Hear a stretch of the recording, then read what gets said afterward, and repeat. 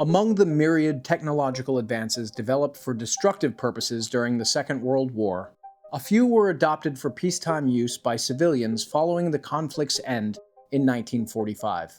Among the more delightful was the self-contained underwater breathing apparatus, known by its more succinct acronym, SCUBA. Using this device, a person could successfully remain underwater for close to an hour, becoming lost in the beauty of the aquatic world. Among the kit necessary for this recreational activity was one crucial instrument that didn't yet exist in commercial form, namely, a dedicated wristwatch. Rolex was among the first watchmakers to design such a device, debuting their Oyster Perpetual Submariner in 1954. Made water-resistant by its screw-down crown and caseback, given a rotating bezel to measure elapsed time, fitted with an automatic movement for ease of use and accuracy, and kitted out with a luminous dial for visibility at depth, the Submariner was a triumph, and would go on to become perhaps the most recognizable watch model in the world. A year after Rolex debuted their first model, the reference 6204, sister company Tudor debuted theirs, the reference 7922.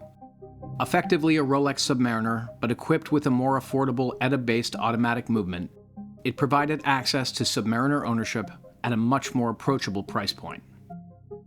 Not a year later, however, Tudor debuted a sequel that, for all intents and purposes, seemed like a technological backstep.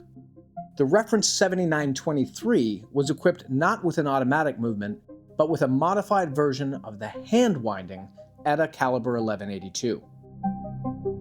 In order to wind such a watch, one must unscrew the screw-down crown, wind it, and then rescrew it, leading to wear and tear on the gasket. However, the thin, hand-wound movement also gives this reference a singular charm that collectors have come to adore, especially given its incredibly low production numbers and rarity. Slipping gently under a cuff, its thin proportions make it easily the most elegantly wearing Submariner ever made, and the only reference to have ever been produced with a manual winding movement.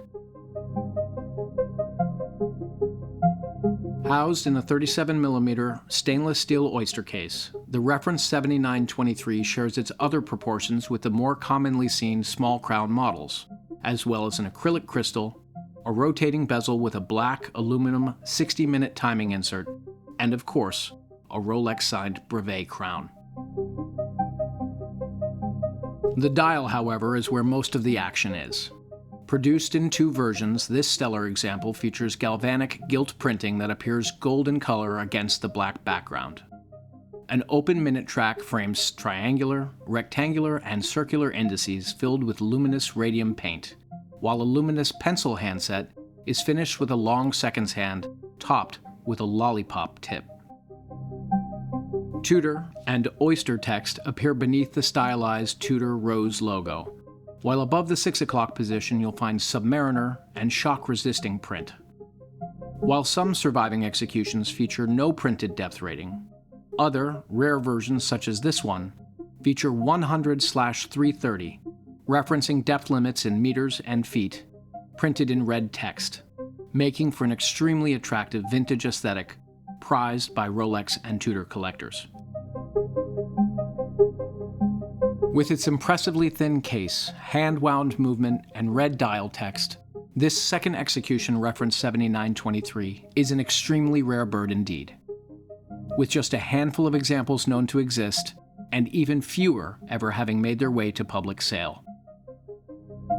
One particularly famous example, auctioned on eBay in 2017 for $99,999, was for a time the most expensive Tudor watch ever sold.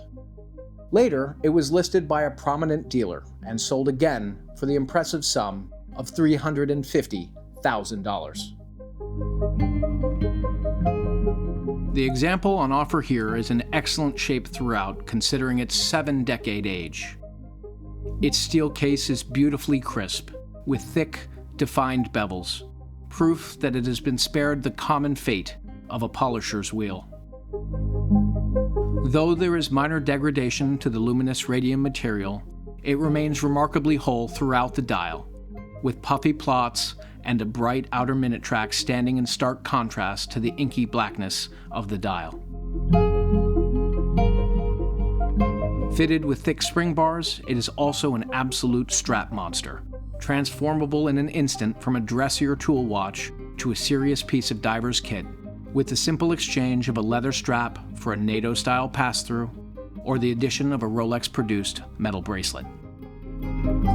Supremely rare, highly refined, and undeniably handsome, this Tudor Submariner reference 7923 is a collector's dream. Call or make an appointment through our website to view this special piece at our New York City showroom today. You may never have another opportunity to acquire such a tremendously rare and important reference of the world's most culturally significant diving watch.